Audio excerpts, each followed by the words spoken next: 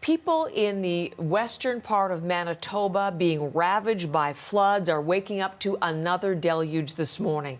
Another 30 to 40 millimeters of rain in places that just cannot handle it. That means more anxiety. It means more frenzied efforts to hold back the waters. We've been at it for a few days. People are getting tired. People are getting sore. People have their own jobs that they have to get back to. The community has been stacking sandbags and pumping water all week, but the Little Saskatchewan River continues to rise, and people who live near the shores say the dikes they built may not be enough to hold it back. That's where we begin this morning, and Hilary Johnstone is keeping an eye on the flooding situation for us. Hilary. Heather, good morning. Well, it is because of some of those fears that you just outlined that this community of Minnedosa is putting the call out this morning for volunteers, looking for dozens of them to come help with sandbagging, to pump water, to try and hold back that water. So you can see here images of the Little Saskatchewan River. This is what is causing so much concern. And we did have an update overnight because the province decided to remove several rows of logs from the Minnedosa Dam. You can see it right there now on your screen.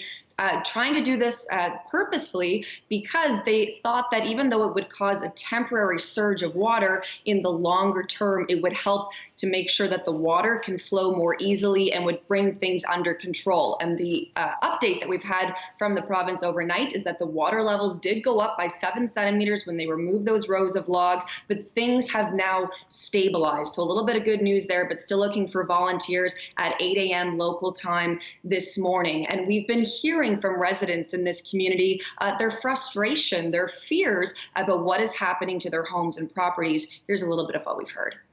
All of a sudden, here we are again with we're going to have to totally re-gut our basement again. We will probably have to rip up at least 3 feet of drywall in the basement. We've been managing to keep it down with 2 sump pumps down to about 1 inch and 2, but as soon as one of those sump pumps shuts off, the water starts coming up. It's scary. It's going to happen again. It's something has to be done. So hearing that frustration there. Now, we've already heard from officials that they have had hundreds of volunteers come out, including members of a nearby Hutterite community, even a geography teacher who brought some students to try and help those in the community. Now, we also got an update from the Premier yesterday, who did an aerial tour of the area. Here's a little bit of what we heard. It's a very serious situation. We take all of this very seriously. We know that there's more weather precipitation coming this way, and we just want to make sure that the message is out there in the community that we're here for you to help in any way we can. I just want to thank all the volunteers as well for the work that they've done. And Heather, not only is more rain on the way, but the long weekend has also arrived. Officials reminding people in Manitoba that many campsites, hiking trails, canoe trails are closed right now because of the flooding right across the province. We're going to be watching this through the morning, and as you say, Hilary, 8 o'clock local time, that's when they need those new volunteers, so we'll check in and see how that's going in Minnedosa today.